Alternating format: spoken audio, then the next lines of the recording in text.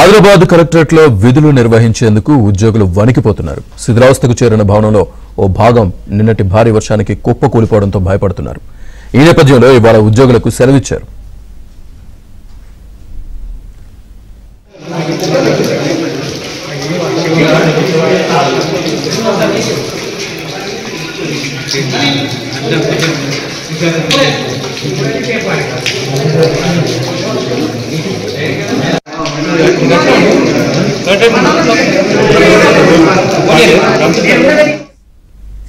Adilabad collectorate లో కుప్పకూలిన slab కు సంబంధించి పూర్తి సమాచారాన్ని ఒక స్పోరెంట్ మాంతయ్య అందిస్తారు. మాంతయ్య, కలెక్టరేట్ గోలిందో నిన్న ఈ రోజు ఉద్యోగులు కూడా అక్కడికి విధులు భయపడుతున్న నేపథ్యంలో వారందరికీ కూడా సెలవు ప్రకటించారు.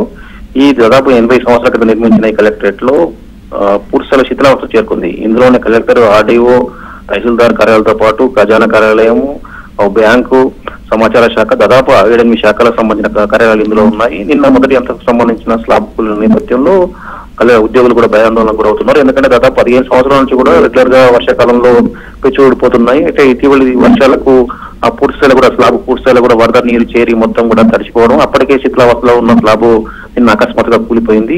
ఆ సమయానికి ఉద్యోగులు, సిబ్బంది కానీ ప్రజలు కానీ ఎవరు కూడా అటువైపు లేకపోవడం, సాయంత్రం కావడంతో పెను ప్రమాదం తప్పింది. లేకపోతే చాలా ప్రాణ నష్టం ఉండేది. ప్రస్తుతానికైతే ఉద్యోగులు సెలవు ప్రకటించారు. అసలు భవనం ఏదైతే ఉందో అది నివాస యోగ్యమా కాదా, అంటే కార్యకలాపాలు నిర్వహించేందుకు అవకాశం ఉంటుందా లేదా అని తెలుసుకునేందుకు కాసేపు క్రితమే ఆర్ఎండ్బికి సంబంధించిన ఇంజనీరింగ్ బృందం చేరుకుంది. వారందరూ కూడా భవనానికి సంబంధించిన ఆ గదులను, స్లాబ్ ను పరిశీలిస్తా ఉన్నారు. దాన్ని బట్టి చెప్పేది ఏంటంటే వాళ్ళు దాదాపు దీని లైఫ్ అయిపోయింది, ఎప్పుడో ఇప్పటికే మార్చాల్సి ఉంది అని చెప్తున్న పరిస్థితి కనిపిస్తుంది. తాత్కాలిక మరమ్మతులు చేసినా కూడా మళ్ళీ గదుల కన్నా ఎక్కువ ప్రయోజనం ఉపయోగం లేదని చెప్తున్న పరిస్థితి కనిపిస్తా ఉంది. అదే సమయంలో గత ప్రభుత్వం 2023లో 55 కోట్ల రూపాయల నిధులతో కొత్త కలెక్టరేట్ సముదాయాన్ని నిర్మించే నిధులు మంజూరు చేసింది. పనులు కూడా ప్రారంభమయ్యాయి.